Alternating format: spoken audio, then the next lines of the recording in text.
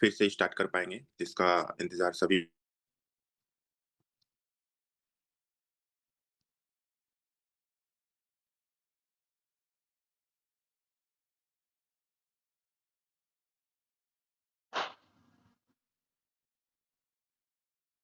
होगा, नहीं होगा मतलब टेलीग्राम में भी मैं देखता हूँ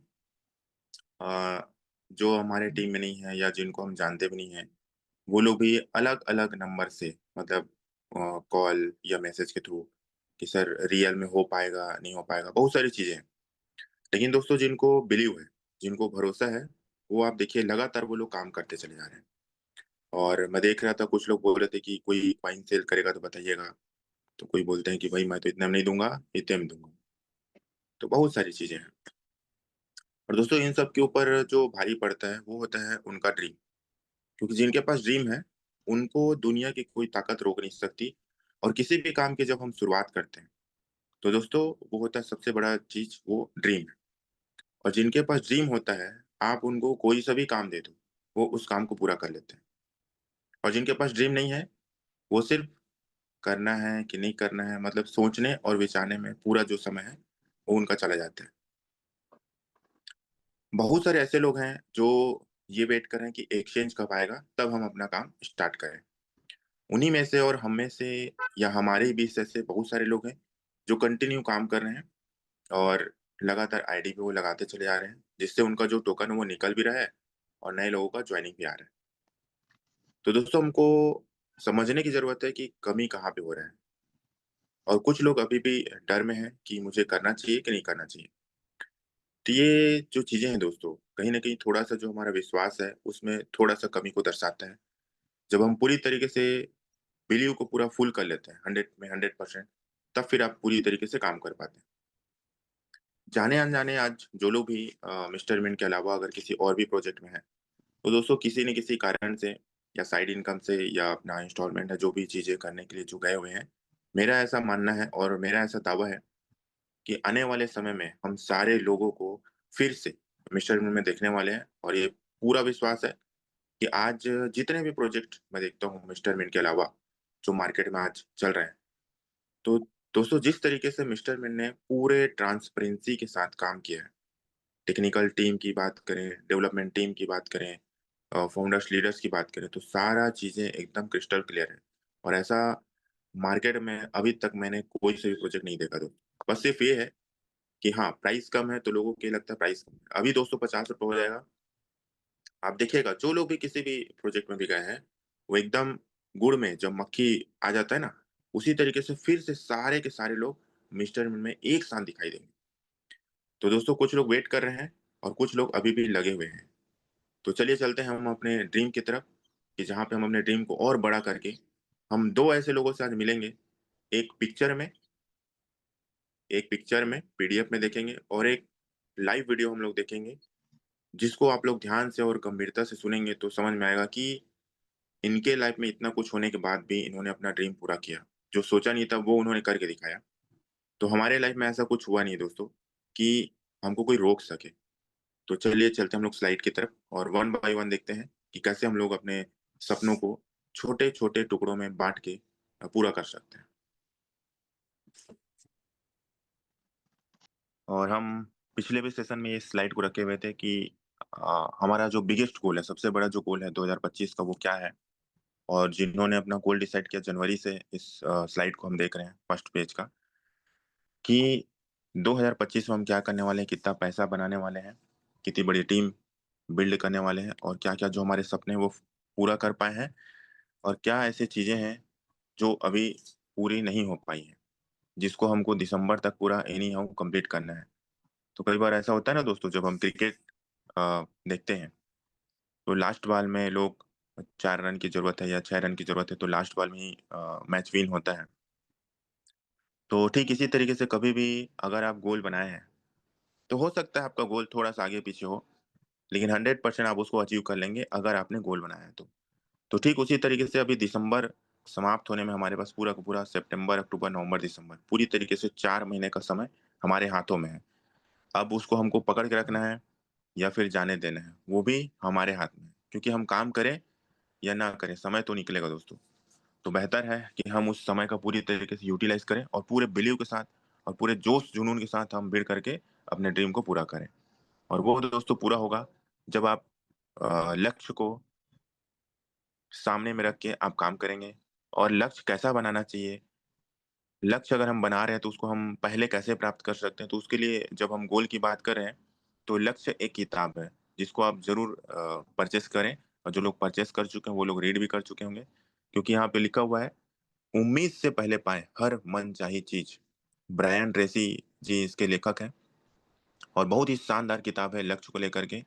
और दोस्तों ये कोई हवा-हवाई बात नहीं है, क्योंकि जो व्यक्ति जैसे कि ब्रायन ट्रेसी ने इस किताब को अगर लिखा है, इस बुक को अगर लिखा है, तो इन्होंने 1 साल, 2 साल, 3 साल देने के बाद पूरा लक्ष्य का जो निचोड़ है या अपने पूरे लाइफ़ का निचोड़ है, वो उसमें रख दिया है दोस्तों।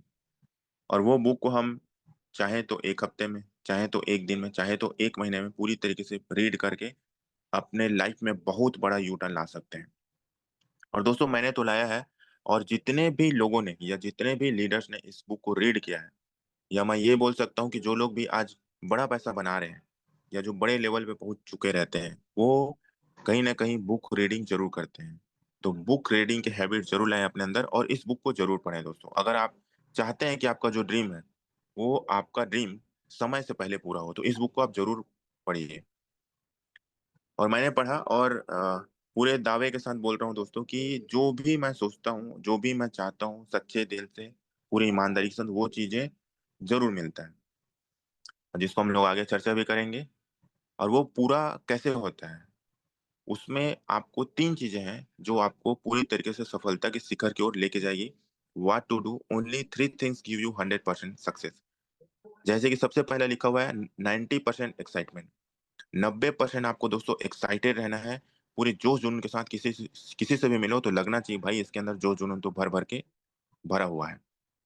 और 8% टेक्निक या टीचिबिलिटी, हमेशा सीखने और सिखाने के लिए हमेशा तैयार रहना है।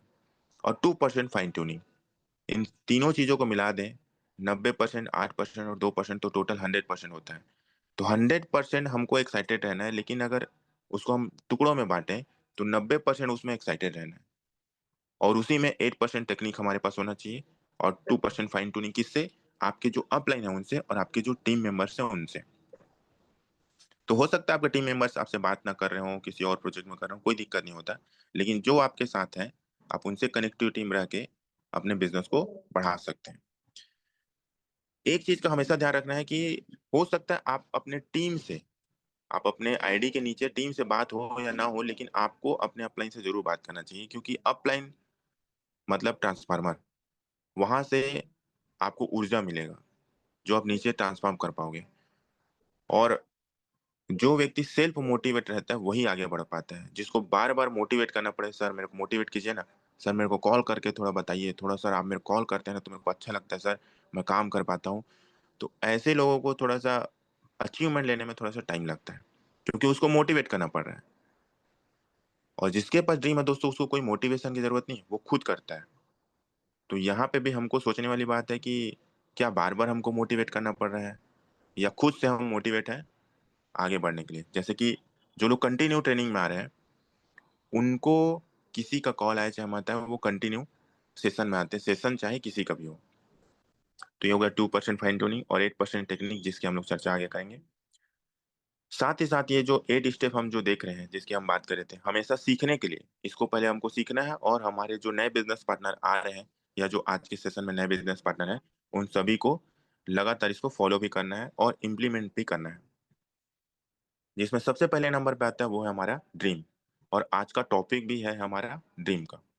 तो जैसे आप लोग हमेशा देख रहे हैं, जो लगातार हमारा सेशन होता है मंडे से सैटरडे, तो हर दिन अलग-अलग सेशन हम सभी को देखने, सुनने, समझने और सीखने को मिलता है। तो ड्रीम सबसे पहला पार्ट होता है, बिना ड्रीम के कोई सा भी काम आप पूरा नहीं कर पाएँगे। और ड्रीम पूरा होता है लिस्ट से। आप लिस्ट बनाएँगे, लिस्ट बनाने के बाद हम इन्विटेशन करते हैं। आज रात में जैसे हमारा 9 बजे वेबिनार है, जो कंटिन्यू वेबिनार हो रहा है। तो इसमें हमको जितने लोग अभी हम लोग यहाँ पे अभी हैं, उन सभी लोगों को नाइट में भी 9 बजे हम सभी लोग को अटेंडेंस ज़रूर देना चाहिए, मतलब वहाँ पे होना चाहिए। ताकि एक व्यक्ति भी अगर प्रेज़ेंटेशन देखने आए, तो पूरी तरीके से उसको पिक्चर क्लियर हो कि यहाँ पे सारे लोग हैं। इन्विटेशन के बाद सो द प्लान हमारा 9 बजे हो गया, और अगर हम फिजिकल एक्टिविटी कर रहे हैं तो संडे या महीने में एक बार लाइव वेबिनार हम रात में तो करते ही हैं, महीने में एक बार हम लोग फिजिकल सेमिनार कर सकते हैं। अब जितने भी लोग प्लान देखते हैं उसके बाद उनका फॉलो अप करना रहता है। फॉलो अप मतलब सामने वाले के दिमाग में पूरा प्रोजेक्ट देखने, सुनने, समझने के बाद फिर भी कुछ प्रश्न रह जाते हैं,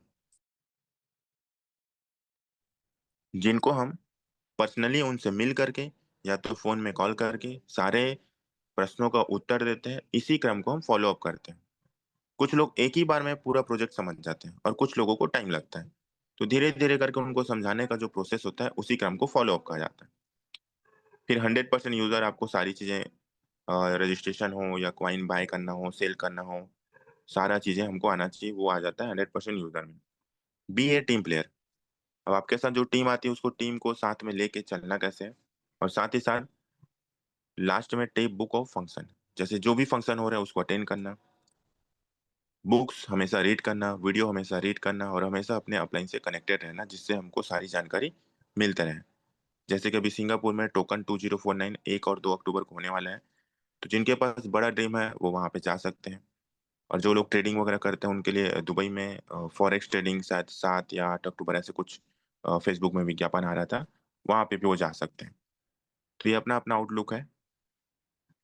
और पिछले साल हम लोग गए हुए थे सिंगापुर, जहाँ पे दुनिया का सबसे बड़ा इवेंट होता है टोकन 2049। तो इस बार फिर से होने वाला है 1 और 2 अक्टूबर को सिंगापुर में टोकन 2049, जहाँ पे एक-एक दिन में 1-1 करोड़ कमाने वाले लोग दोस्तों वहाँ पे आए हुए रहते हैं, और बहुत सारे लोगों से मिलने का मौका मिलता है क्रिप्टो इंडस्ट्री के महारथियों से। तो आगे चलते हैं, हम लोग कौन है दोस्तों? We are dreamers. तो यहाँ पे आप देखिए बहुत सारे लोग हैं जिनके पास ड्रीम है और अपने सारे ड्रीम वो पूरा करते चले जा रहे हैं। लेकिन यहाँ पे जो फ्रंट में खड़ा हुआ है दोस्तों, ये वो व्यक्ति है जो अपने ड्रीम को शेयर करता है दूसरे लोगों से। जब तक आप अपने ड्रीम को अपने सबसे पहले आप अपना ड्रीम जो बना रहे हो ना, आपके अपने मम्मी-पापा से शेयर कीजिए, अपने भाई-बहन से शेयर कीजिए, ठीक? अपने फैमिली मेंबर से शेयर कीजिए कि मैं ये करने वाला हूँ, मैं ये लेने वाला हूँ। उसके बाद आपके अपलाइन और आपके टीम मेंबर्स कि मैं ये करने वाला हूँ, मैं ये लेने वाला हूँ। आप ज़रूर बताइए, अपने ड्रीम को शेयर कीजिए। जैसे हम लोग जब हम सब लोग मिस्टर मेंटियंस मिलते हैं तो याद कीजिए, एक-दूसरे को हम लोग हाथ मिला कर के बधाई देते हैं या फिर अपन कर सकते हैं, ऐसा हम लोग एक्टिविटी करते हैं। तो ठीक उसी तरीके से जब भी आपको मौका मिले ड्रीम शेयर करने का, तो फ़ोन में भी अगर किसी से बात कर रहे हो तो उनको बताइए कि आप क्या करने वाले हो। ड्रीम को हमेशा शेयर कीजिए, तब आपका ड्रीम आप देखेंगे समय से पहले आप उसको प्राप्त कर लेंगे।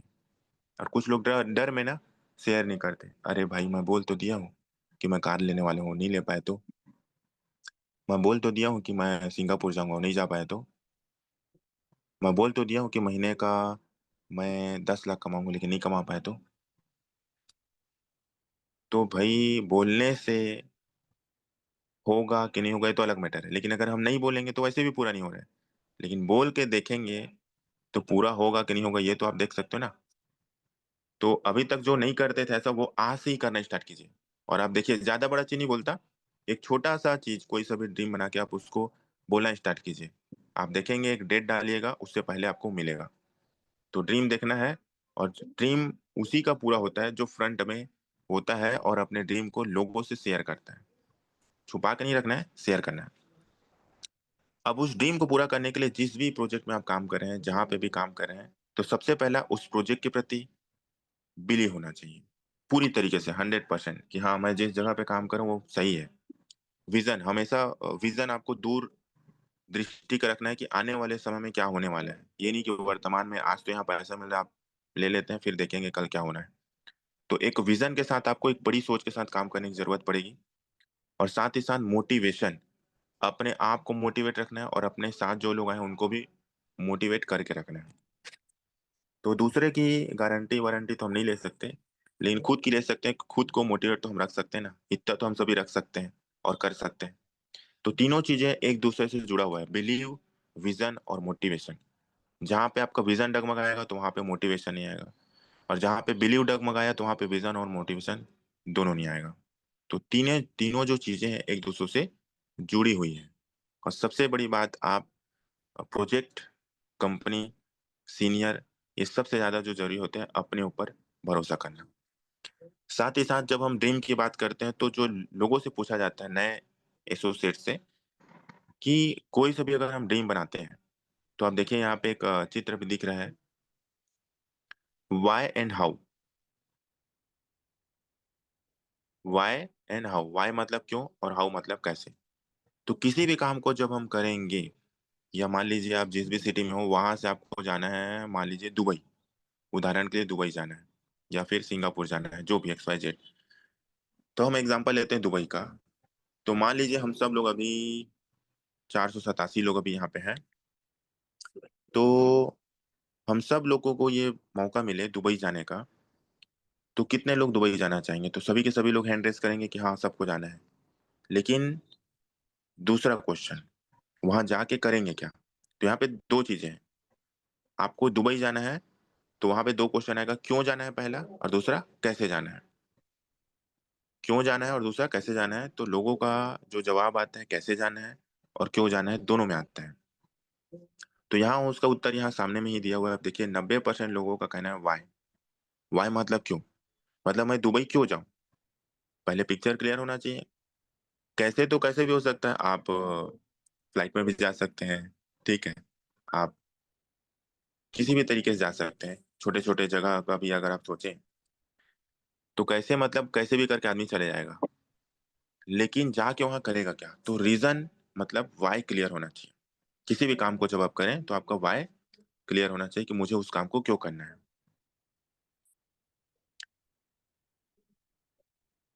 ठीक उसी तरीके से जो हमारा ड्रीम है, क्यों बनाना है, ये क्लियर होना चाहिए। भाई बनाएंगे इसलिए क्योंकि ये आपका ड्रीम है, आपको पूरा करना है। और अगर आपको सोचेंगे ही नहीं तो वो हमको मिलेगा ही नहीं। मान लो जिसके पास कार नहीं है तो वो सोच ही नहीं रहा है कि मुझे कार चाहिए, तो उसके पास आएगा भी नहीं। लेकिन जिसके पास कार नहीं है वो सोचेगा कि मुझे कार चाहिए, कार चाहिए, कार चाहिए, तो कैसे भी करके उसको कार मिलेगा और उसके लिए काम होगा। किसी के पास मान लीजिए पुराना मोबाइल है, वो मोबाइल चेंज करना चाहता है, लेकिन जब तक वो सोचेगा नहीं कि मुझे उस चीज को पाना है, मुझे मोबाइल लेना है, तो होगा ही नहीं। तो सब चीज डिपेंड करता है हमारी सोच पे। तो हमेशा हमारी सोच को बड़ा रखना है। और अब हम बात करते हैं ड्रीम की। तो ड्रीम कैसा होना चाहिए? तो जैसा आप लोग हम लोग सब लोग ये पिक्चर को देख रहे हैं, तो ड्रीम होना चाहिए स्मार्ट। SMART, इसका अलग अलग आंसर है। जैसे कि सबसे पहले एस का मतलब है स्मार्ट। हमारा जो ड्रीम होना चाहिए वो स्मार्ट होना चाहिए, स्मार्ट ड्रीम होना चाहिए। एस का मतलब होता है स्पेसिफिक, मतलब निश्चित होना चाहिए। और एम का मतलब मेजरेबल, मतलब मापने योग्य।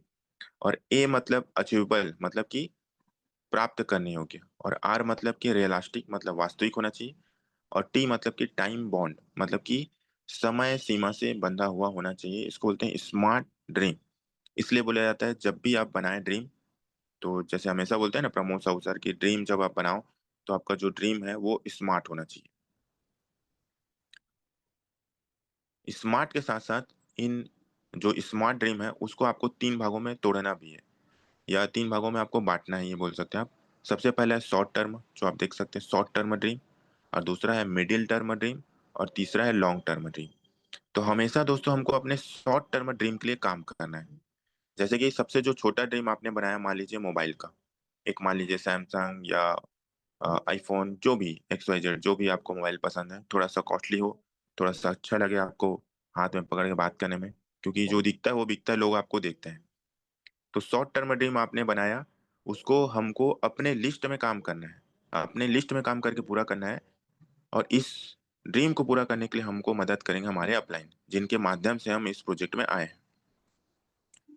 जब हम अपना छोटा ड्रीम पूरा करते हैं, शॉर्ट टर्म ड्रीम पूरा करते हैं, तो मिडिल टर्म ड्रीम जैसा कि हमने पूरा किया, ठीक उसी तरीके से आपको अपने टीम का लिस्ट बनवा के उनके साथ काम करके उसको पूरा करवाना रहता है।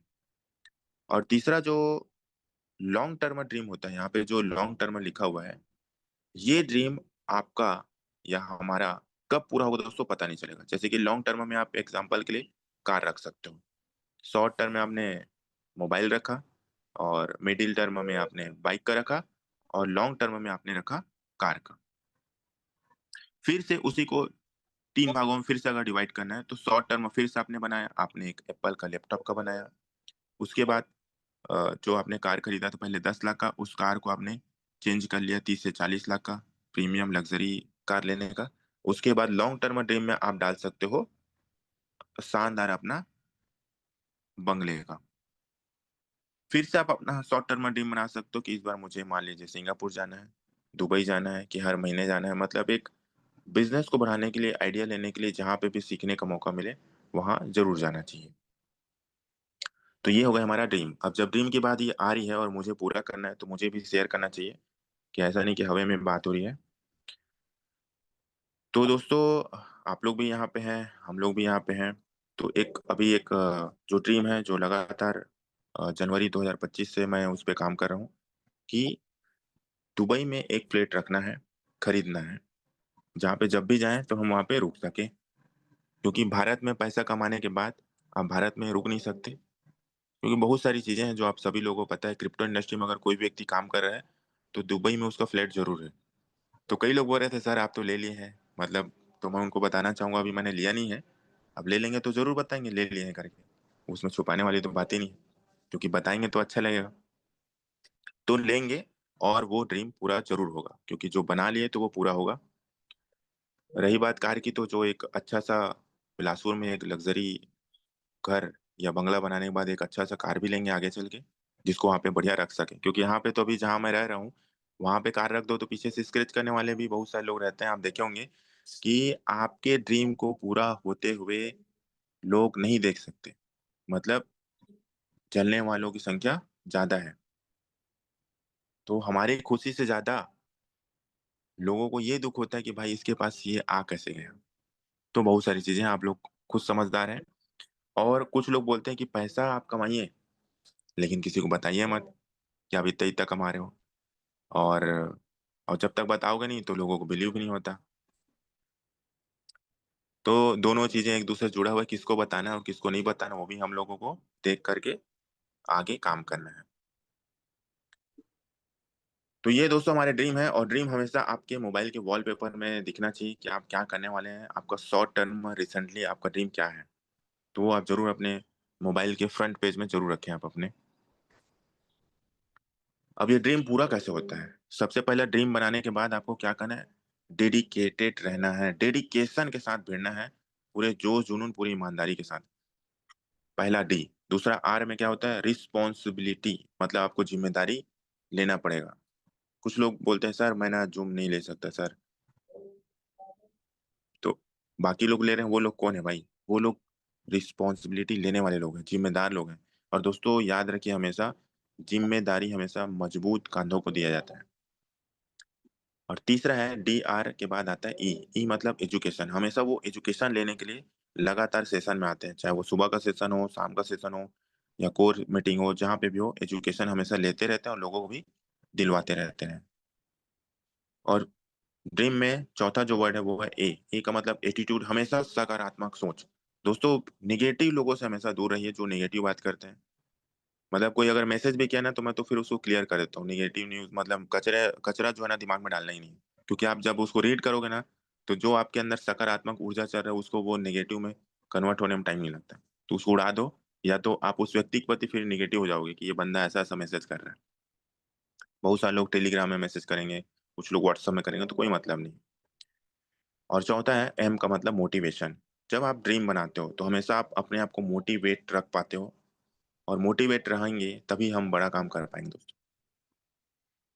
तो ये ड्रीम पूरा करने के लिए ये सारे चीज़ें हमको करना ज़रूरी है। और दोस्तों एक ठोस कारण के साथ हमको बिज़नेस करने की ज़रूरत है। जैसे कि सबसे पहला, अगर हमारे पास कोई रीज़न नहीं है, तो यहाँ पे बहुत सारे रीज़न लिखे हुए हैं, जहाँ पे हो सकता है कुछ पॉइंट आपके काम में आ जाएँ, जिसको हम लोग वन बाय वन रेट करते हैं। कि सबसे पहला है, अपने परिवार की आर्थिक सुरक्षा और स्थायी आमदनी के लिए हमें इस बिज़नेस को करना चाहिए।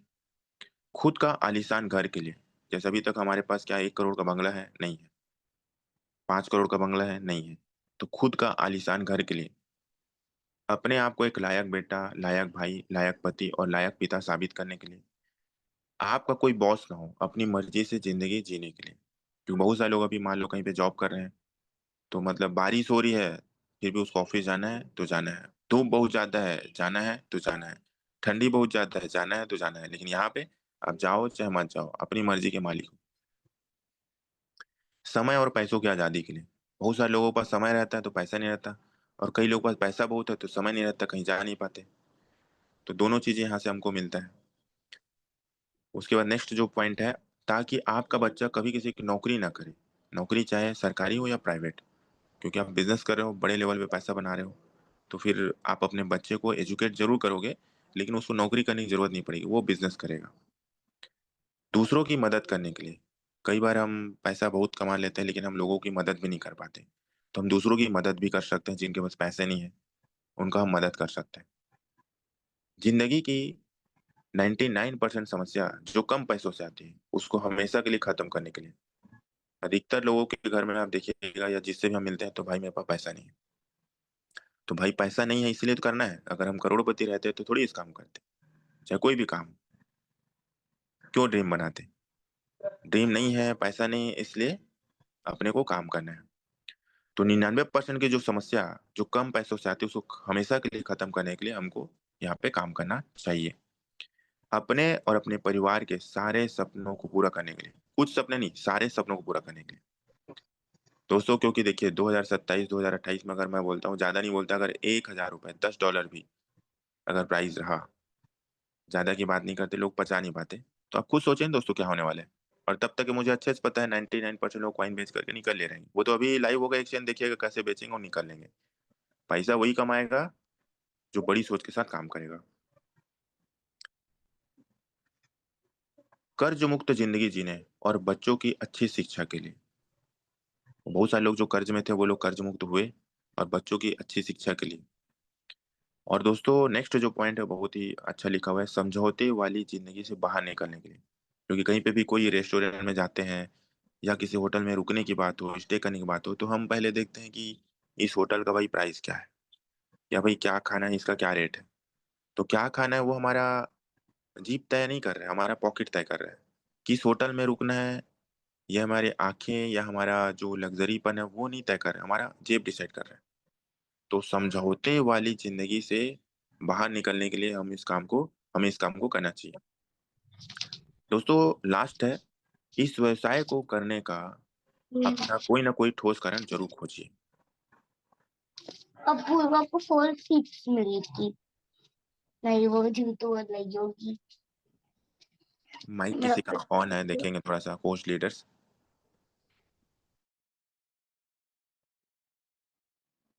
सर एक बार आप अनम्यूट कर लीजिएगा अपने आप को। Okay, thank you sir. दोस्तों इस व्यवसाय को करने का अपना कोई ना कोई ठोस कारण जरूर खोजिए। और मुझे उम्मीद है कि इस जो इतने सारे जो पॉइंट्स हैं, इसमें से कोई ना कोई पॉइंट हमारे दिमाग को जरूर क्लिक किया होगा, जिसको पकड़ के हम आगे बढ़ सकते हैं। अब ये दोस्तों मैं एक वीडियो है जो दिखाना चाहूंगा और एक व्यक्ति से मिलवाना चाहूंगा, जिसको हम लोग हमेशा देखते हैं। ड्रीम बिग हमेशा करना है, सेट गोल्स और टेक एक्शन। ड्रीम बड़ा बनाने के बाद गोल को सेट करना है और एक्शन भी करना है, इम्प्लीमेंटेशन जरूरी है। जैसे कि इस व्यक्ति को आप लोग देखिए, आप लोग गूगल में सर्च कर सकते हैं। इनका नाम है John Goddard. By age of 59 he fulfilled 119 goals out of 127 goals. मतलब इन्होंने 127 गोल बनाया था और लिखा था, जिसमें से 109 गोल को इन्होंने कंप्लीट किया। और दुनिया के सबसे बड़े गोल अचीवर हैं दोस्तों। तो जब एक व्यक्ति कर सकता है तो हम लोग भी कर सकते हैं। जैसे कि पिछले बार के सेशन में हमने एक वीडियो देखा था माइकल फेब्स का, जो कि स्विमिंग के गोल्ड मेडलिस्ट हैं। तो वैसे ही ये व्यक्ति हैं जिन्होंने 127 गोल लिखा और जिसमें से 109 गोल को पूरा किया। आइए देखते हैं उन्होंने क्या क्या गोल लिखा था और क्या क्या चीजों को पूरा किया। 127 गोल में से सबसे हैरान करने वाला जो उनका जो ड्रीम था, आप समझिए क्या क्या करने का सोचे थे। Climb Mount Everest, explore river Nile नदी, आप लोग देखे ना वो 6,671 किलोमीटर, सोचो उसको तैर करके पार करने का dream. Visit all wonders of world, play flute and violin. 27 गोल को लिखा प्रॉपर, और 127 में से 109 गोल को पूरा भी किया, इसलिए दुनिया के सबसे बड़े गोल अचीवर है। ये है दोस्तों जीते जागते व्यक्ति का सबूत। और यही चीजें हम लोगों को भी करना है, और हमेशा बताया जाता है लेकिन हम लोग उसको कर नहीं पाते। ये तो हो गया ड्रीम की बात।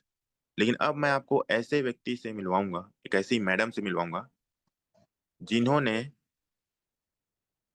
लास्ट स्टेज में, जहां पे लोग थक जाते हैं, हार जाते हैं कि अब मेरा जिंदगी कुछ नहीं बचा, अब मैं क्या करूं, क्या नहीं करूं, मुझे क्या करना चाहिए, क्या नहीं करना चाहिए, लोग ये सोचते हैं।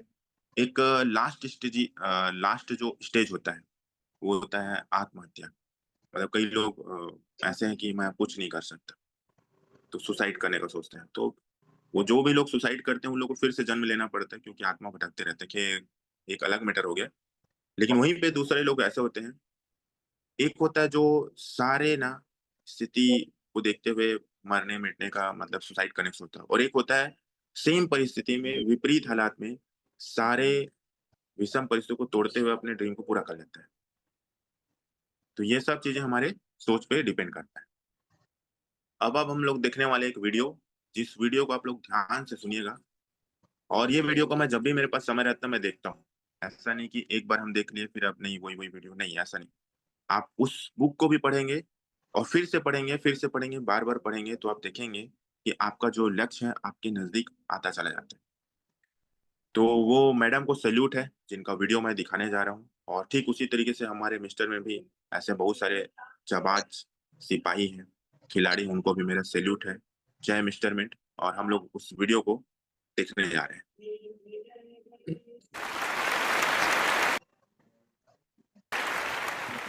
थैंक यू सो मच आप लोगों को कि इतनी देर किसी को बैठ के सुनना सबसे बड़ी बात ये होती है, क्योंकि जब वहाँ पे हम बैठ के किसी को सुनते हैं तो उतना पेशेंस रखना पड़ता है, ये मुझे लगता है।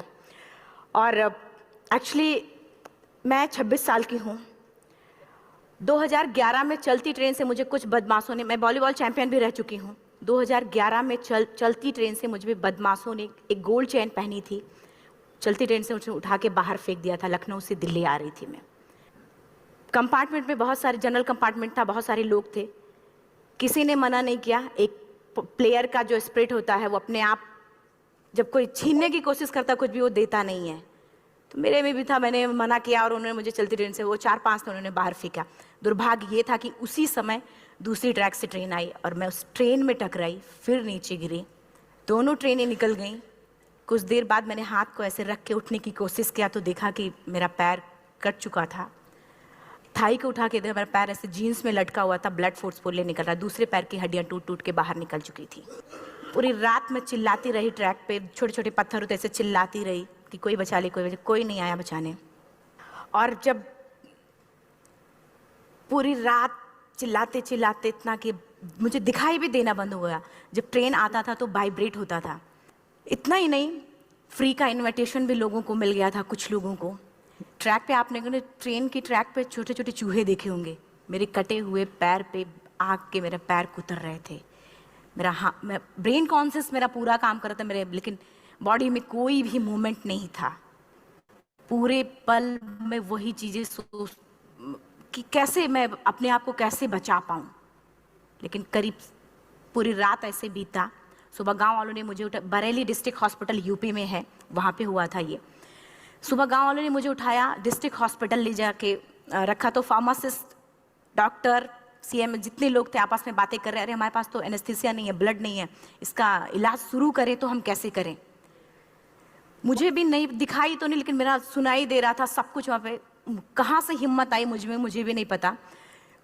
मैंने बोला वहाँ पे कि सर जब मेरा पूरा पैर कटा, तब मैंने इतनी देर रेलवे ट्रैक पे थी, मैं उस चीज़ को बर्दाश्त किया, तो अभी तो आप मेरे अच्छे के लिए मेरे पैर काटेंगे। शायद आपको यकीन नहीं होगा, या फिर कभी आप लोगों ने ये चीज़ नहीं देखी, कोई डॉक्टर या फार्मासिस्ट अपना ब्लड दे के किसी पेशेंट को बचाया।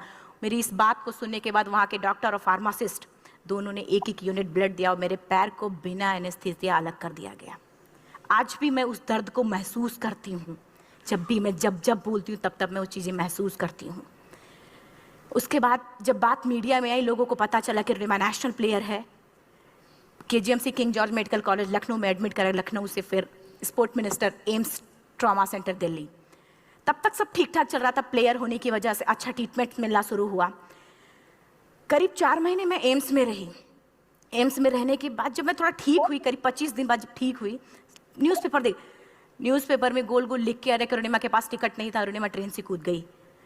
उसका खंडन किया घर वालों ने, फिर बोला कि अरुणिमा सुसाइड करने गई थी। जिस लड़की का शरीर का एक अंग कट चुका, पूरी जिंदगी का पता नहीं कि व्हील चेयर है, बैसाखी या पता, यहाँ तक कि मेरे स्पाइन में 3 फ्रैक्चर था, मुझे ये भी नहीं पता था कि मैं बेड से उठ भी पाऊंगी कि नहीं। अंदाजा लगाया जा सकता, सिर्फ अंदाजा लगाया जा सकता है कि उसकी दिलो दिमाग पे क्या चल रहा होगा, उस परिवार की क्या स्थिति रही होगी जब जिस परिवार की एक यंग एज लड़की का इस तरीके का सिचुएशन हुआ हो।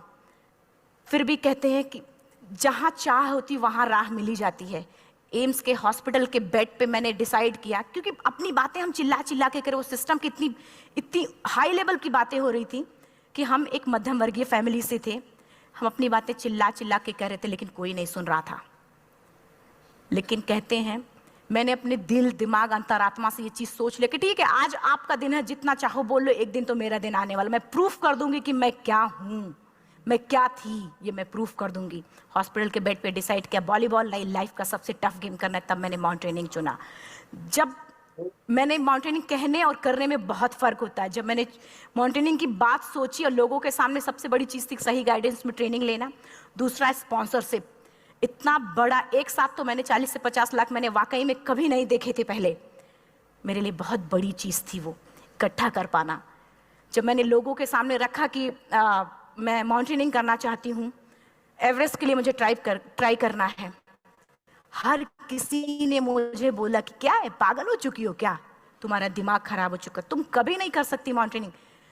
एक पैर आर्टिफिशियल है, दूसरे में रॉड है, और तुम्हारा दिमाग खराब है, स्पाइन में भी फ्रैक्चर है, तुम पागल होगे, चुपचाप कोई नौकरी करो, जीवन यापन करो। क्योंकि लोगों का सबसे बड़ा प्रॉब्लम ये होता है, लोग फिजिकल देखते, पैरों को मेरी अंतरात्मा में क्या चल रहा था वो तो किसी को पता ही नहीं था। मुझे लगता है कि आज यहाँ पे मैं भी सुबह से देख रही हूँ, इतने अच्छी चीज़ें मैंने सीखी यहाँ पे। बहुत बड़े बड़े स्पीकर को शायद आप लोगों ने भी सुना, आज मैं भी आपको यहाँ पे कि चाहे जितना मोटिवेट करूँ, चाहे जितना चीज़ें मैं बताऊँ, लेकिन मुझे लगता है सबसे बड़ा मोटिवेटर कौन होता, आप खुद। जिस दिन किसी भी लक्ष्य के प्रति आपकी अंतरात्मा जाग गई, आपको कोई नहीं रोक सकता उस लक्ष्य को पाने में। ये मैं किताब से बातें नहीं बोल रही हूँ, ये मैं एक एक पल मैंने ये मैं कोई भी किताब की बातें नहीं, एक एक पल आज जो मेरा 26 साल का एक्सपीरियंस है वो मैं बता रही हूँ सिर्फ आपको। उसके बाद किसी तरीके से मैनेज किया मैंने। भाई साहब, मेरा परिवार मेरा बैकबोन था। परिवार ने मुझे, भाई साहब ने मुझे कहा कि मैडम बछेंद्री पाल जिन्होंने 1984 में एवरेस्ट समिट किया, उनसे मिलते हैं, वो जरूर कुछ ना कुछ करेंगे। हॉस्पिटल से निकलने के बाद मेरे राइट लेग में स्टिचेस लगी थी। मैंने डायरेक्टली घर जाने की बजाय, जब लोग ये सोचते हैं कि मुझे अपना जीवन यापन कैसे करना है, जब लोग ये सोचते हैं कि मुझे अपनी ज़िंदगी के मेरे दिमाग में सिर्फ 2 चीज़ें चल रही थी, मुझे इनका जवाब कैसे देना है और एवरेस्ट समिट कैसे करना है। फर्स्ट तुरंत गए बछेंद्री मैम के पास। जब मिले, मैम ने फर्स्ट टाइम जब मुझे देखा तो उन्होंने कहा, अरुणिमा, उनकी आंखों में आंसू आ गए, उन्होंने बोला, अरुणिमा, तूने ऐसी हालात में एवरेस्ट जैसे दुरूह पहाड़ के बारे में सोचा तो तूने अपने अंदर तो एवरेस्ट फतह कर लिया, अब तो सिर्फ लोगों के लिए। मेरे परिवार को छोड़ के बाहर की पहली ऐसी महिला थी जिन्होंने मुझ पे भरोसा किया था कि हाँ अरुणिमा, तुम कर सकती हो। मेरे लिए वही बहुत बड़ी चीज़ थी। प्लानिंग भी कर ली, मैम भी मिल गई, सब हो गया। लेकिन जब उतरते हैं फील्ड में तब पता चलता कि हम क्या हैं। रोड हेड से मैं पहुंच गई। मैडम ने कहा कि ठीक है, तुम्हारे कहने तुम्हारे सोचने से कुछ नहीं होगा अरुणिमा, प्रूफ करो कि कर सकती हो। मैंने कहा बस एक मौका चाहिए मुझे। वाकई में जब मैं माउंटेन में पहुंची, रोड हेड से बेस कैंप लोगों को 2 मिनट लगता था, मुझे 3-3 घंटे लगते थे, क्योंकि मेरे राइट लेग की हड्डियां भी नहीं जुड़ी थी। लेफ्ट मेरा आर्टिफिशियल लग चुका था, लेकिन स्टंप एकदम रेड, उसका मतलब घाव एकदम नए थे। मैं अगर पैर रखती थी तो मेरे पैर से जोर से अगर दबा देती थी तो पैर से मेरे ब्लड आने लगता था। सारे लोग नॉर्मल थे वहाँ पे। हर कोई ये बोलता कि एक पीक के लिए जाते थे तो हर कोई मुझे ये बोलता कि अरुणिमा, तुम धीरे धीरे आओ। मेरे दिमाग में हर बार यही बात चलती थी कि क्या है, मैंने एवरेस्ट का प्लान किया, मैं इनके बराबर भी नहीं चल पा रही हूँ। खुद से संकल्प लिया कि कोई बात नहीं, एक दिन ऐसा आएगा कि मैं इनसे पहले जाऊँगी। और आपको शायद यकीन ना हो, आने वाले 8 महीने बाद पूरा का पूरा वेट उठा के बेस कैंप से साथ निकलते और टॉप पे पहले पहुंचते। ऐसे करके देखते थे कि अरे ये लोग तो पीछे, खुशी होती थी। उससे भी ज़्यादा मुझे खुशी तब होना शुरू हुआ जब वो सारे लोग आके मुझसे ये पूछते, मैडम खाते क्या हो, बता दो, पैर नहीं है फिर भी कैसे चलते हो। उसके बाद पूरा मुझे स्पॉन्सरशिप मिला। मैं जब एवरेस्ट के लिए गई, मेरे लिए सबसे बड़ा, एवरेस्ट की जर्नी में मेरे सबसे बड़ा चैलेंज यही था कि दूसरे को समझा पाना। मैं नहीं समझा पाती कि भाई मैं कर सकती हूँ। जब मैं एवरेस्ट के लिए गई, शेरपा को जब ये बात पता चला कि मेरा प्रोस्थेटिक लेग है, आर्टिफिशियल लेग है दूसरे में रॉड, बोला नहीं ले जा सकता, इसकी वजह से तो मेरी भी जान जाएगी। मैडम ने, हमने सबने कन्विंस किया किसी तरीके से। मन वाकई में जो टीवी में हम और उसमें फोटोज में देखते हैं ब्लू और ग्रीन आइस, हिला देने वाला होता, जितना सुंदर दिखता उतना ही हिला देने वाला होता। जब मैं हमारे ग्रुप में 6 लोग थे, रॉकी एरिया तक मैं सबसे पहले थी, लेकिन जैसे ही मैं ग्रीन और ब्लू आइस में गई, मेरा आर्टिफिशियल लेग स्लिप कर जाता था। फ्रंट पॉइंटिंग से, जब मैं फ्रंट क्रैम्पोन से फ्रंट पॉइंटिंग मारती थी, लेफ्ट से पेन होता था तब भी करते, लेकिन आर्टिफिशियल जैसे फ्रंट पॉइंटिंग मूव हो जाता, मेरा पैर ही मूव हो जाता था। शेरपा मुझे बोला नहीं हो सकता अरुणिमा, जबरदस्ती मत करो। मैंने कहा कुछ नहीं, ये मेरा पैर है, मैं जानती हूँ कैसे चलेगा। फाइनली 1, 2 बार, 3 बार करने, 4 बार, 5 बार होल्ड हो जाता था, आइस थोड़ा टूट के निकलता था, तो मैं वहाँ पैर रख के जाती थी। कैंप 3 तक ठीक था, प्रॉपर एक्लेमेटाइज किया अपने आप। कैंप 3 तक जनरली गए। बात जब कैंप 3 के ऊपर की होती है, साउथ कोल समिट, अच्छे माउंटेनियर, अच्छे दिलेर के हौसले धरे के धरे तब रह जाते हैं जब अपनी आंखों के सामने किसी को मरता देखता है, और दिमाग में बात, जब जिसको डिसीजन मेकिंग, और ये दिमाग में बातें जब ये आने लगती हैं कि अरे जिस चीज़ के लिए हम जा रहे हैं उसी चीज़ के लिए आदमी मर रहा है, इसी चीज़ के लोग लिए मर चुके हैं। रात में क्लाइंबिंग, ज़्यादा से ज़्यादा माउंटेनिंग रात में की जाती है क्योंकि वेदर शांत होता है। जब मैं रात में निकली साउथ कोल से, कैंप 4 से, मेरी हेडलाइट जिधर ही हेडलाइट जा रही थी उधर ही डेड बॉडीज मुझे नज़र आ रही थी।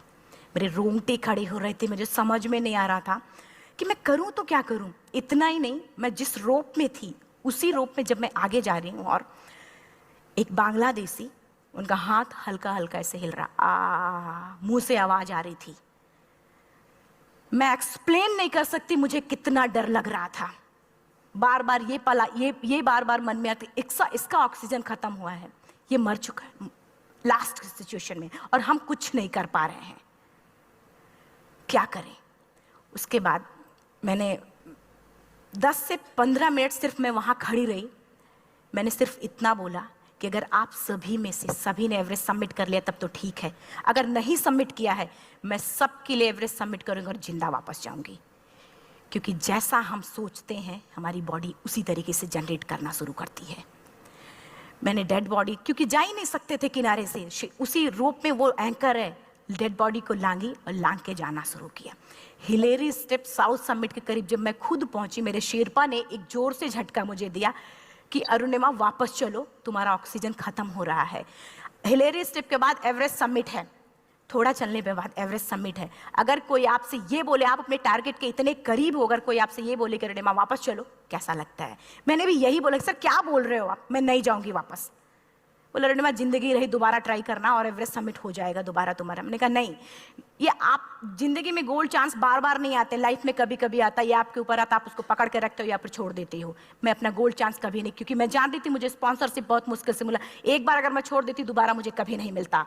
मैं बहुत अच्छी तरीके से जानती थी। मेरा फाइनली मुझे बछेंद्री मैम ने भी एक बार बात समझाई थी, मेरी माँ ने मुझे एक बात बताया था कि लाइफ में कभी कभी सिचुएशन ऐसी आती है जब सिर्फ आप अकेले होते हो, डिसीजन सिर्फ आपको लेना होता है। जहां पे भी होना, खड़े होकर हल्का सा पीछे मुड़कर देखना और ये सोचना कि आप एक एक कदम चल के यहां तक पहुंचे हो, सिर्फ अपना एक कदम आगे बढ़ाना, तुम देखना कुछ देर बाद तुम टॉप पे होगी। मेरे दिमाग में उनकी बातें वीडियो की तरह चल रही थी और सिर्फ एवरेस्ट का टॉप चल रहा था। मैंने शेरपा को पहले कन्विंस करने की कोशिश की कि भाई चल, कुछ नहीं होगा भाई चल। फाइनली जब वो नहीं माना, मैंने एक कदम आगे बढ़ाया, डिसीजन लिया कि नहीं, जाना ही जाना है। आगे बढ़े। करीब 1 से 1.5 घंटे बाद मैं भैया चोरी के बाद नया टॉप पे थी। और इतना ही नहीं, आज भी मैं जितनी बार बोलती हूँ उतनी बार मैं महसूस करती, मेरे रोंगटे खड़े हो जाते हैं। मेरा दोनों हाथ ऊपर करके जोर जोर चिल्लाने का मन कर रहा कि इतनी जोर से चिल्लाऊं, इतनी जोर से चिल्लाऊं कि सबको बता दूं कि आज मैं टॉप ऑफ द वर्ल्ड पे हूं। उन लोगों को बता दूं जो लोग ये सोचते हैं, लड़की, दूसरे विकलांग, तीसरे मिडिल क्लास में, जो लोग एक बार हार के फिर दोबारा लड़ना नहीं चाहते, जो लोग हारने के बाद सोचते हैं कि हम दोबारा कुछ कर नहीं सकते, उन लोगों को मैं चिल्ला चिल्ला के टॉप से बताना चाहती थी कि नहीं, आप सब कुछ कर सकते हो। सिर्फ एक सोच की विकलांगता, हैंडीकैप आदमी यहाँ से होता है, यहाँ से नहीं। अगर यहाँ से जो आदमी विकलांग है तो नॉर्मल आदमी भी विकलांग है, जो अगर यहाँ से विकलांग है। चिल्ला चिल्ला के मैं बताना चाहती थी। मैंने शेरपा से कहा कि आप एक फोटो खींच लो, क्योंकि सारे लोग फोटो, अपना नेशनल फ्लैग का जो वैल्यू होती है ना, वो जो हम कहीं बाहर होते हैं तो पता चलता है। मुझे भी बहुत खुशी हो रही थी। फ्लैग को हग किया और बोला फोटो खींचो। बोला पागल हो गई है, तेरा ऑक्सीजन कभी भी खत्म हो जाएगा, नीचे चल। नहीं, फोटो खींच लो। फोटो खींचा उसने। वो तो अगली बार इतना तेज गुस्सा हुआ, मैंने उसको बोला कि भाई वीडियो भी बना ले। 8848 की हाइट पे ऑक्सीजन खत्म हो रहा है। आज हम भी हंस रहे हैं आप लोगों के साथ, क्योंकि यहाँ पूरा ऑक्सीजन है। और 8848 की हाइट पे जब मुझे शेरपा, कोई भी शेरपा को बोलेगा भाई वीडियो बना, तो परेशान हो जाएगा, पागल हो चुकी क्या, तुम मर जा, यहाँ मैं जा रहा हूँ नीचे। मैंने कहा नहीं, कुछ नहीं होगा, आप बनाओ वीडियो। किसी तरीके से मन में 4-5 पेयर बैटरी रख के लेके गई कि डिस्पोजल कैमरा, एक अलग कैमरा, कि मतलब एक नहीं काम करेगा तो दूसरा करेगा, प्रॉपर प्लानिंग से। शायद आप लोग भी सोचो कि वाकई में लड़की को इतना बड़ा रिस्क लेने की क्या जरूरत थी, कि जिंदगी कभी भी जा सकती थी इसकी। लेकिन मैंने वो रिस्क लिया क्यों? क्योंकि मैं चाहती थी, कहीं ना कहीं से मेरे भी दिमाग में ये बात आ चुका था कि मैं जिंदा वापस ना जाऊं। मैं चाहती थी कि अगर मैं जिंदा ना जाऊं तो ये वीडियो मेरे इंडिया, शेरपा से मैंने यही बात बोली, ये वीडियो अगर मैं जिंदा नहीं जाती हूँ, ये वीडियो मेरे इंडिया पहुंचा देना, मेरे यूथ तक चला जाएगा। क्योंकि मैं चाहती थी कि 11 अप्रैल 2011 को मेरा एक्सीडेंट हुआ, 21 मई 2013 10:55 पे मैं टॉप ऑफ द वर्ल्ड पे थी। ऑलमोस्ट 1 से 2 साल के अंदर कैसे यहां से मैंने ये चीज, मैंने कभी भी कामयाब होने के, मेरी वो जिंदगी बन चुकी थी, मेरा जुनून बन चुका था, मेरा पैशन मेरा जिद बन चुका था। वो मेरा सोते उठते बैठते सिर्फ मुझे एवरेस्ट दिखाई जाए। और मुझे लगता है किसी को भी अगर अपना लक्ष्य पाना है, यहां से अगर वो पागलपन जब तक नहीं आएगा तब तक नहीं होगा। वो फाइनली उसने वीडियो भी बनाया। आप बोल रहे फटाफट रुनिमा नीचे भागो। जब मैं टॉप पे थी तो कुछ लोग और भी थे, लेकिन 10:55 पे मैंने एवरेस्ट सबमिट। 11 बजे के बाद अगर कोई अटेम्प्ट करने की कोशिश करता है उसको सुसाइड अटेम्प्ट बोलते हैं। जैसे ही मैं नीचे चलना शुरू की, मैंने कहा भाई हाँ चल नीचे चलते हैं। ज़्यादा से ज़्यादा मौतें नीचे आते वक्त होती हैं एवरेस्ट पे। जब मैं नीचे आ रही हूँ, थोड़ा दूर ही मैं नीचे चली थी, मेरा ऑक्सीजन पूरी तरीके से ख़त्म। सिर्फ अंदाज़ा लगाया सकता कि जब ऑक्सीजन खत्म हुआ क्या परिस्थिति रही होगी। मैं ऐसे नीचे गिर गई और शेरपा मुझे बोल रहा कि रुनिमा मुझे यकीन नहीं था कि तू एवरेस्ट सबमिट कर पाएगी, लेकिन फिर भी तूने किया। मैं चाहता हूँ कि रुनिमा जिंदा चल, तू वापस उठ, खड़ी हो। मुझे खड़ा करने की वो कोशिश कर रहा था बार बार, मैं खड़ी नहीं हो पा रही थी, वाकई में दम ही नहीं था। लेकिन फिर भी कहते हैं कि जैसे हमारे नियम होते हैं वैसे ऊपर वाले के भी नियम हैं। उसकी लिस्ट में जब मेरा नाम नहीं है तो वो मुझे नहीं ले जा सकता। अगर दूसरी चीज, मेरा कॉन्सेप्ट एकदम क्लियर हो चुका था। जब रेलवे ट्रैक पे मैं थी, रेलवे ट्रैक पे 7 घंटे में पड़ी थी, 49 ट्रेन अप डाउन हुई थी, तो मेरा कॉन्सेप्ट एकदम क्लियर हो चुका था। इसका मतलब है कि ऊपर वाले ने अगर मुझे कुछ बचाया है तो कुछ ना कुछ इतिहास रचने के लिए बचाया है। मैंने पॉजिटिव तरीके से सोचा। और उसी समय एक ब्रिटिश क्लाइंबर नीचे से ऊपर आ रहा था और उसके पास 2 ऑक्सीजन, तो उसने एक को वहीं फेंका और दूसरे को लेके नीचे जाना शुरू किया क्योंकि वेदर खराब था। मेरा शेरपा मुझे एंकर किया और जाने लगा नीचे, और वो फटाफट उसको लेके आए, मुझे लगाया। उसने बोला रुनिमा तू बहुत लकी है कि तुझे यहाँ पे ऑक्सीजन मिला है। वाकई में ऊपर वाला भी चाहता है कि तू जिंदा रहे। वो मुझे बार बार लकी लकी बोल रहा था। शायद आप लोग में से भी कोई होगा कि जो लक और भाग्य जैसी चीज़ों पे यकीन करता हो, या पता नहीं भी। मैं किसी की भावनाओं को ठेस नहीं पहुंचाना चाहती, लेकिन मैं इन किसी भी चीज़ों पे भरोसा नहीं करती, क्योंकि मेरा मानना है कि लक भी उसी का साथ देता है जिसके अंदर जीतने का जज्बा है। अगर आपके अंदर जीतने का जज्बा नहीं है, चारों तरफ सिर्फ बहाने होते हैं, सिर्फ बहाने, इतना सारा एक्सक्यूज होता है। शायद मैं भी अगर वापस आ गई होती तो मैं बोल देती मेरा ऑक्सीजन खत्म है, कोई मुझसे पूछने ना बचेंद्री मन, न मेरा परिवार, कोई भी मुझे पूछने नहीं आता। लेकिन क्या कभी मैं अपने आप को समझा पाती? कभी नहीं। फाइनली जो भी था लक भाग्य किस्मत में नीचे आ रही थी, बहुत खुश थी। माउंटेन, डेड बॉडीज, मेरा शेरपा, ये लोग थे। मैं किसी से शेयर भी नहीं कर पा रही थी कि अरे मैंने एवरेस्ट सबमिट किया, किसी से शेयर भी नहीं कर पा रहे थे। फटाफट मैंने नीचे हील मार मार के, हमारे से हील मार मार के नीचे आ रहे थे। एकाएक मेरा प्रोस्थेटिक लेग, पूरा का पूरा लेग ही निकल गया। -60 डिग्री तक टेम्परेचर डाउन हो जाता है एवरेस्ट पे। मेरा हाथ वगैरह ये सब ऐसे मूवमेंट, ऐसे मुड़ नहीं रहा था, ब्लड निकलने लगा था, ये सब यहाँ तक। मुझे शेरपा से मैं बोल रही हूँ कि ऑलरेडी मेरा पैर कटा हुआ है, अगर दिमाग में ये बात है कि मेरा हाथ भी काटना पड़ेगा, कैसा लगेगा मेरा दिमाग। क्योंकि ये ऐसा मूवमेंट, रेड 3 स्टेज होती हैं। रेड मेरा हो चुका था, red, black, blue, black. Black हो तो काटना पड़ेगा। तो बार बार मैं बोल रही हूँ शेरपा से कि भाई हाथ मेरा कुछ हो रहा है, इसमें मूवमेंट नहीं हो रहा है, यहाँ सबसे ब्लड हो रहा है। बोला अरुणिमा कुछ नहीं, जितना नीचे जाएंगे उतना अच्छा होगा।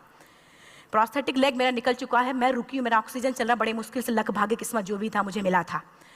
शेरपा मेरे आगे है, लास्ट मोमेंट तक वो मुझे बोलेगा, अगर वो मैं नहीं चलती वो मुझे छोड़ के चला जाए। गलती उसकी भी नहीं होती, क्योंकि वो क्या करे, क्लाइंबर की वजह से, या तो अपनी जान वो भी दी, गलती उसकी भी नहीं है। लास्ट में मेरी आंखों से आंसू निकलने लगा। मैंने सोचा क्या करूं अब, रोने अपने आप आंसू ने कहीं ना कहीं से आ ही जाता है। दूसरे पल मुझे समझ में आ गया कि रोने धोने से कुछ नहीं होगा। मैंने आंसू को पोंछा और रोप, जो मेरी रोप थी, रोप को पकड़ा, दूसरे हाथ से आर्टिफिशियल लेग को, पैर को घसीट घसीट के चलना शुरू हो गया, क्योंकि मेरे पास यही था। ये तो दूसरा था, गिव अप कर दो ही चीज़ थी। पैर को घसीट घसीट चलना शुरू हुआ। कुछ दूर नीचे चलने के आने के बाद रॉक था, उसमें घुसे, पैर को खोला, सही किया, फिर नीचे चला।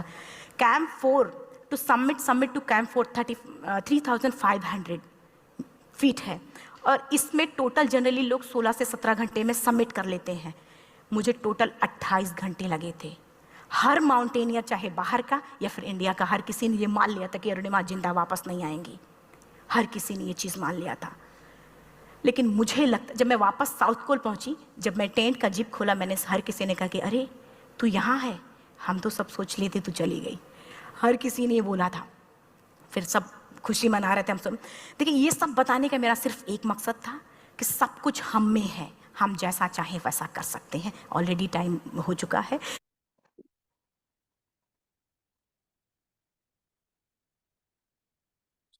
तो दोस्तों, जितने भी हमारे बिजनेस पार्टनर हैं, उन सभी को, जितने भी लोगों को अगर वीडियो अच्छा लगा तो लाइक जरूर बटन क्लिक करें, आप सभी के पास है।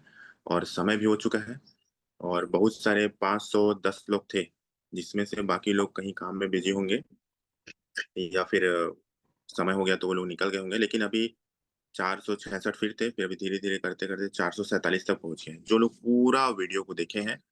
और ये वो लोग हैं दोस्तों, जो एक जगह बैठ के शांति से इस वीडियो को देखे हैं। और जो लोग नहीं देख पाए, वो लोग बाद में उसको फिर से देख लेंगे, मुझे पता है। और दोस्तों, इस वीडियो से ना बहुत सारी चीज हमको, हम सभी लोगों को समझने को मौका मिला होगा, सीखने को मिला होगा, बहुत सारी चीज। और राजेश सनुदे सर ने भी लिखा है रोंगटे खड़े कर देने वाला स्टोरी, क्योंकि एक होता है बोलना, और एक होता है उस चीज को आप महसूस किए। तो हम उस मैडम को सुने जिन्होंने उस चीज को महसूस किया, और वो टॉप ऑफ द एवरेस्ट पे थी। तो मेरे ख्याल से ये वीडियो तो मैं हमेशा देखते रहता हूँ, और आप लोग भी देखिए, अपने टीम के साथ देखिए इसको, टीम को भी दिखाइए, बहुत फर्क पड़ता है। तो दोस्तों, इन्हीं शुभकामनाओं के साथ मिलते हैं नेक्स्ट सेशन में। जय मिस्टर मिंट, जय मिस्टर मिंट एंड जय मिस्टर मिंट दोस्तों। थैंक यू सो मच आप सभी लोग का, लास्ट तक आप सभी बने रहे। Thank you sir. Sir thank you so much sir कि इस मोटिवेशनल वीडियो को हमें दिखाने के लिए। सर कभी कभी एक छोटी सी इंस्पिरेशनल स्टोरी भी वो काम कर जाती है जो बड़े से बड़े लेक्चर भी नहीं कर पाते सर।